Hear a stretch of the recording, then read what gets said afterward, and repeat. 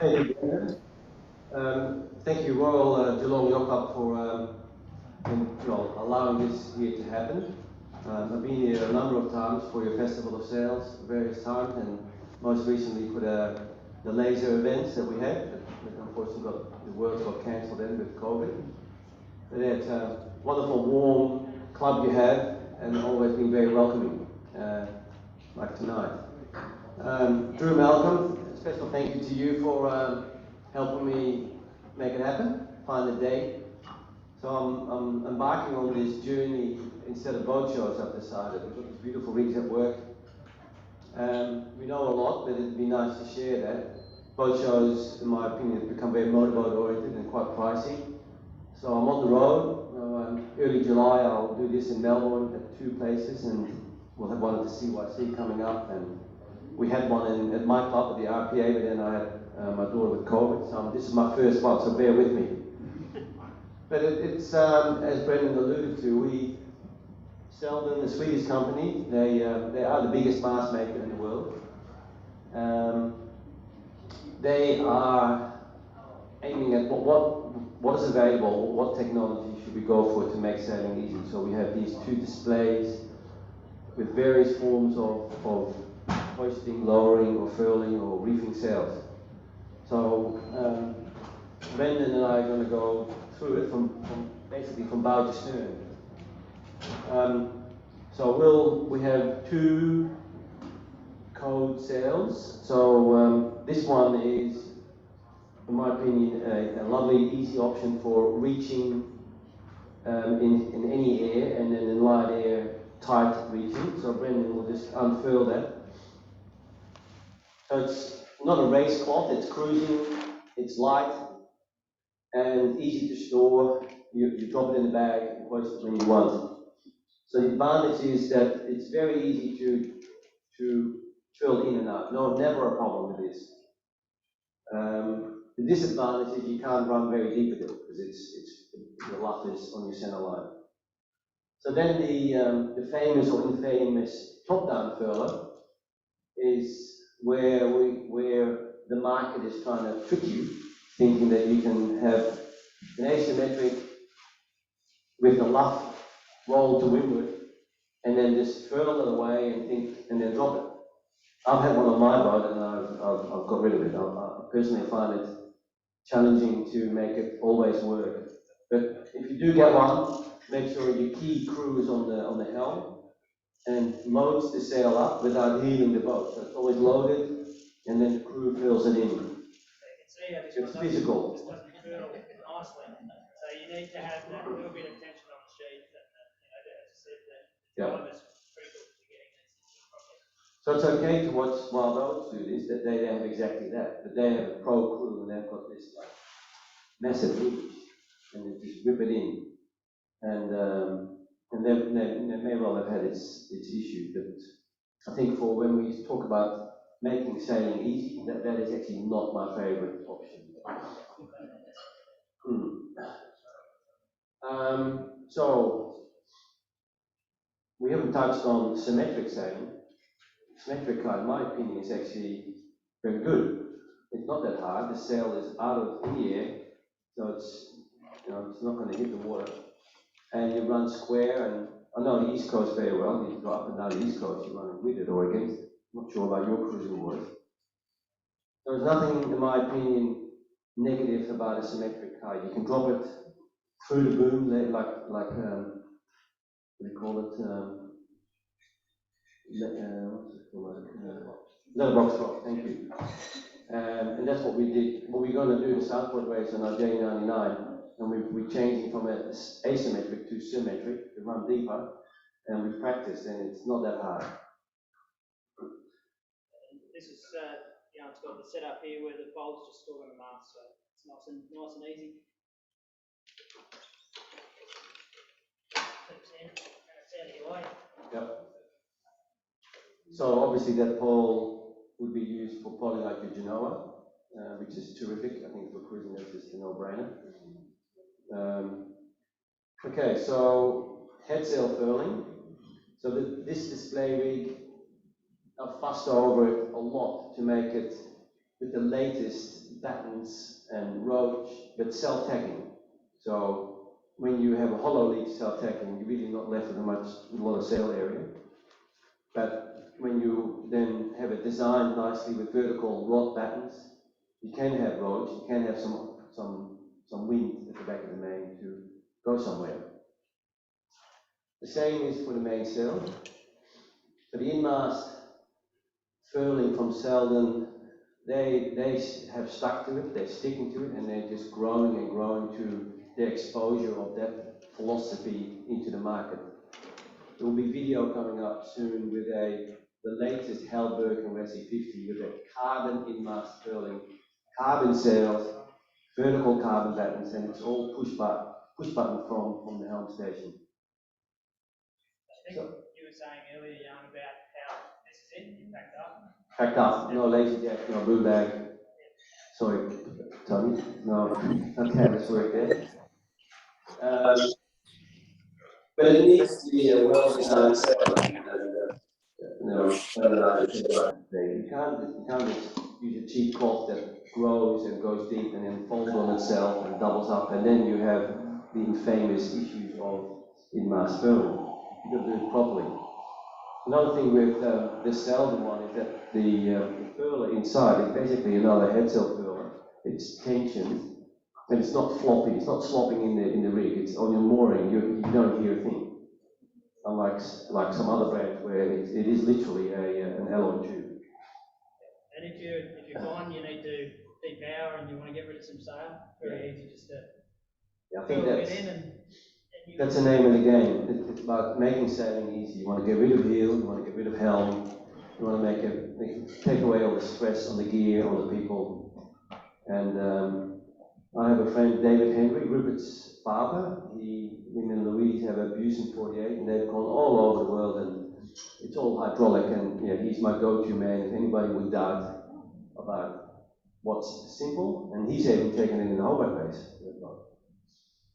So then we go a little bit more traditional with the Genoa furling, so really no difference to that one.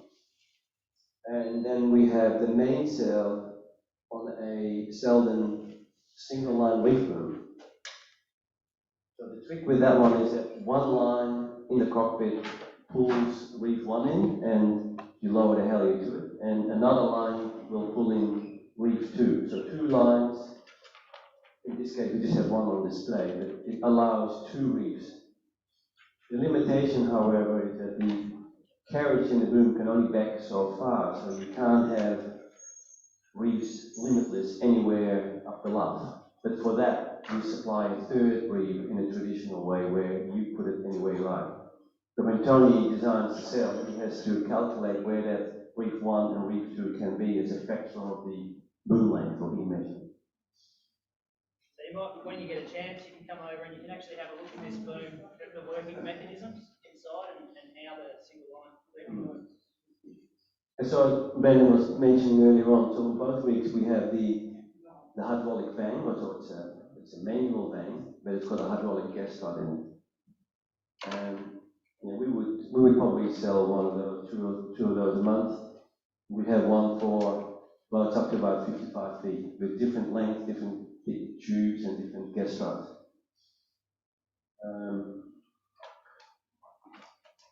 So I guess I'm a bit biased here talking about Selden, but we should also mention that there are plenty of people very happy with in-boom furling. And I'm not discounting that at all, but you just don't market that product. Selden is not going that direction. And I'm sure that it's pros and cons. So we skipped past the bow, but we should also show, we showed the furler, haven't we? Yeah. So just before you go, there is a video or a drawing where Selden electric philosophy is based on high voltage, 42 volt, and it manages it with 12 or 24 batteries. So it's got a conversion box downstairs, or a power supply unit that converts whatever voltage you have to 242, and then you've got a control box. So if you were to go nuts on your boat, you want everything electric, you have one power source, and then multiple control boxes for each function. And the cabling is this cell bus system that I'm not an expert on it, but you basically run one cable from bow to stern and you just plug in whatever unit you want to power up. So it can be a forestay, an inner forestay, it can be electric furling mast, it can be 2 winches, it can be electric backstay, all with the one power supply unit, all with the one cable running through from bow to stern, and you just come off that. So, yeah, just show this 42 volt furl.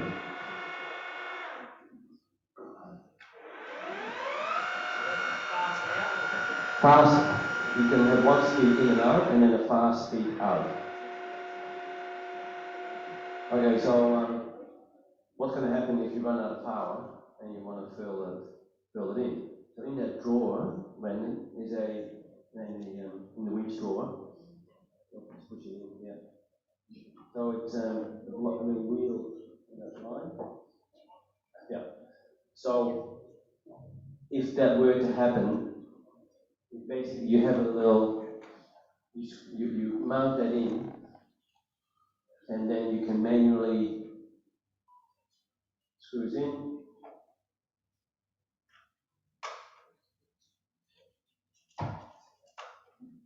You got it? And there you go. It'll take a while, but it's not like your heart rate will go up, but it's not a power exercise. It's more like a bit of endurance. Right. Then their new winch, the E40i, it comes in a smooth alloy drum or a ribbed stainless drum. So Brendan will show that off. It's 3-speed. It's medium speed, and then you press both buttons and you go high speed.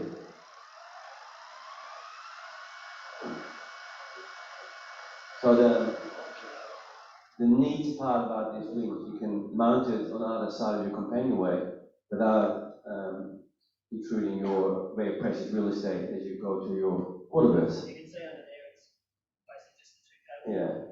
And that's another feature of this high voltage, low amp. The cabling is nothing like your windlass. It's pretty modest. So people are using it for your Genoa winches, but I think they are predominantly pushing it for that application I just suggested. There'll be a day where they have an electric 42 winch, but then for Genoa, below that winch is your anchor locker, so you don't need, you can then have a winch design where you can use it with a handle as well as a motor, but for along the companionway, that's it. Right, so I think we've covered it quite well. So Brendan, could you take the mic and talk through an inner forestay? Yeah, so lots of boats have that cutter rig setup, and you've got options there. Some like to have the furler, so that's a fixed in a forestay. So you can have twin furlers. You'll see plenty of boats out there that have got that scenario. The downside of that sometimes, if you're racing, is when you're trying to tack your Genoa and getting it around in a forestay. I know John's got his boat, Butterberg, set up with soft or Dyneema in a forestays that are removable, and then you have soft hank sails that go onto them, or furlers, like John's also got. So the advantage there is you can clip it on, and then when you're offshore or you're doing a long leg or whatever, you can clip it on and set up your staysail, and away you go. But if you're doing let's say a twilight race, and you might be doing a few tacks, you're not going to be using that sail for the night. You can bring it back to the mast, and it keeps it clear for your Genoa to go through nice and easily. One of the other things I was going to just point out on the new model furlers here that is up the top here, one of the most common issues with headsail furling and problems is the halyard wrap at the top. And quite often it's just a simple mistake of planning on dropping the sail to take it to buoy, to getting to do some minor repairs, and letting the halyard tension off before you unfurl. And what happens is that the halyard wraps around the top, and it can, I've actually seen it quite a few times where it's broken the forestay, because it gets wound up that tight and they get on the winch. So generally, if you're winding it that hard, there's an issue. But what Selden have done now, they used to have a halyard guide which would deflect the halyard up, but now they've put the Furlex sheave in so that the angle is always correct. So you never have to worry about that. You never have halyard wraps, and so that's made things very easy. You still have a wrap when you let the halyard go. If you let the halyard go before, you can. So that's obviously one of the most common issues with when that happens. But generally, if you are having an issue furling, then just stop and have a look up and just make sure that it's all clear.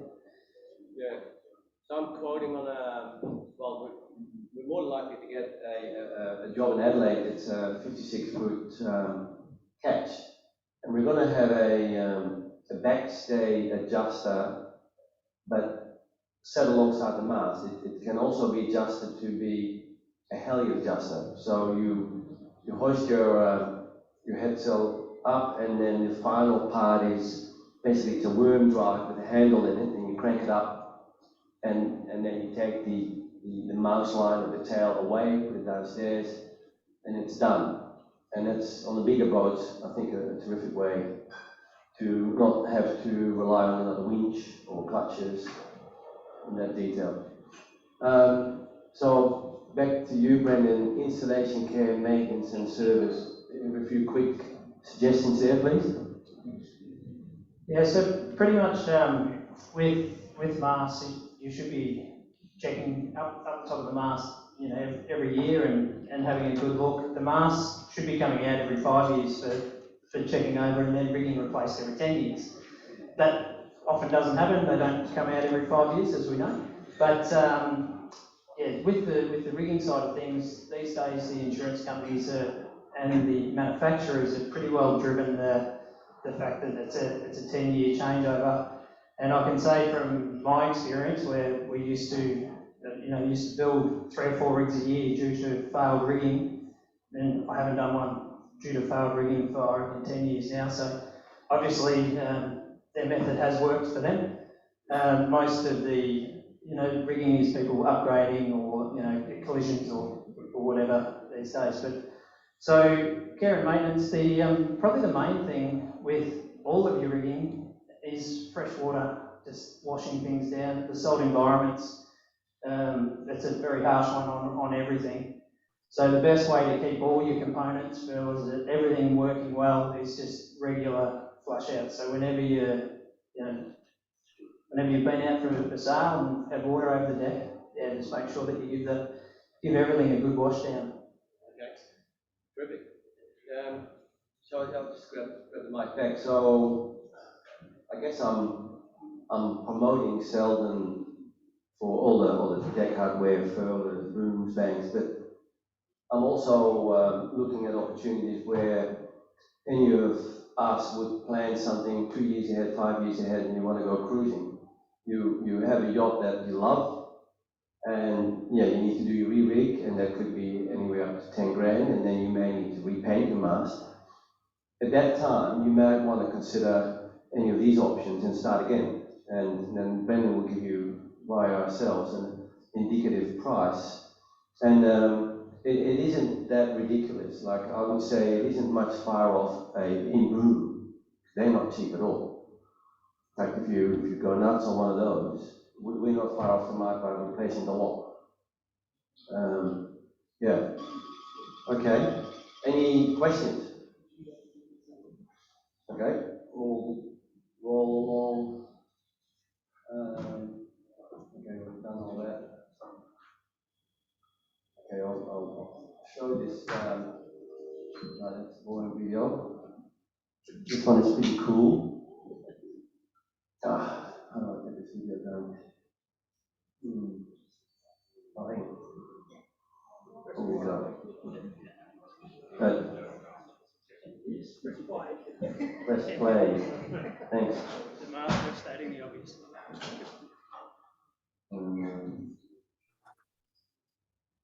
Good. Thanks. Oh, there we go.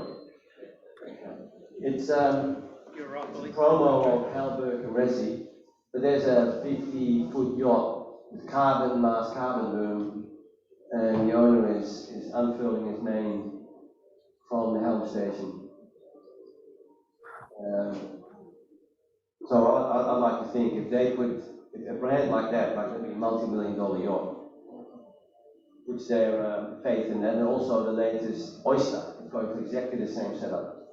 I'm not sure it's carbon or so it's clearly heading that way. And so I'm here to maybe answer your concerns, which I'm sure exist. And yeah, you can run past us.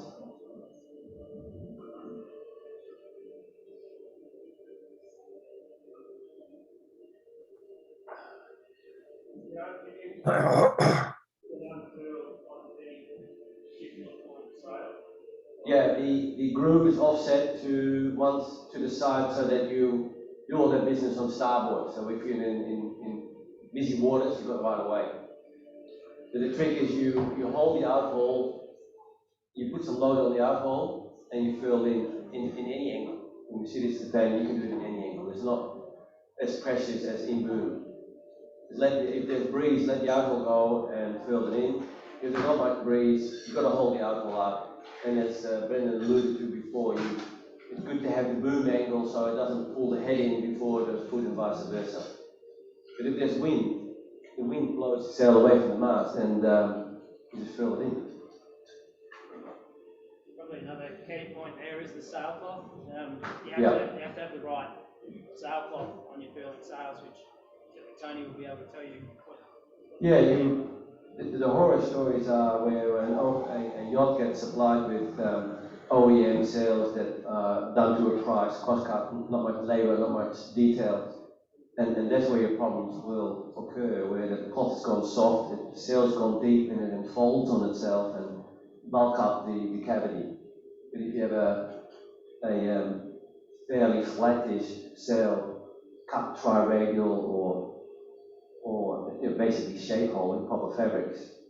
So that to me is pretty impressive. And they're using this 42-volt technology with the motor in the mast, and there would be a ram in the boom to pull the outhole in that case. So go on. Let's synchronize.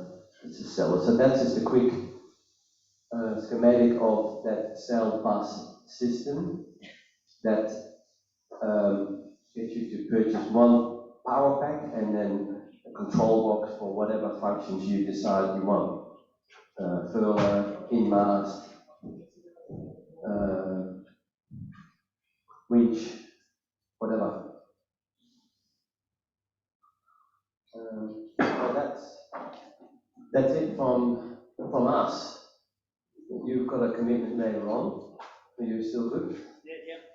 I was just going to say, can I just suggest that while we're here, if you want to grab a drink, come up, have a play with the demonstrations, have a go with the furling, and you'll be able to get a really good feel for how everything works. As I said, you can see inside the boom. You can have a play with the furling, the electric furler and electric winch. One of the great things with the winch is you'll see that you're not taking up any headroom inside the boat, as it's flush mounted. So, but anyway, yeah, grab a drink, come up, have a play, and then any questions, we'll be able to help you out. All right. Well, Brendan, really appreciate your assistance here. The practical knowledge of your local rigger is superb. We enjoy dealing with you, and yeah, it's great. Thank you. Thank you all for coming.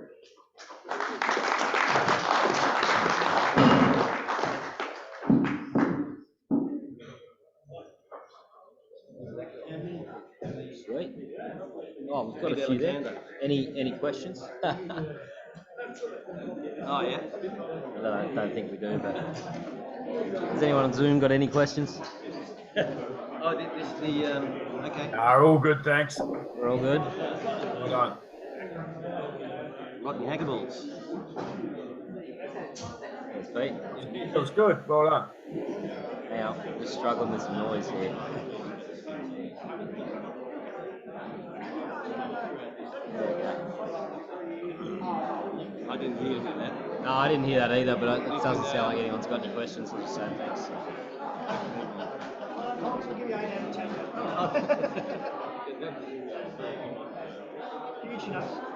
That's who's that, Rodney? Rodney. Where is he?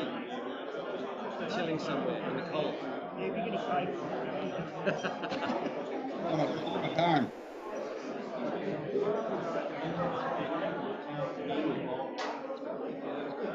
So, what would I do different?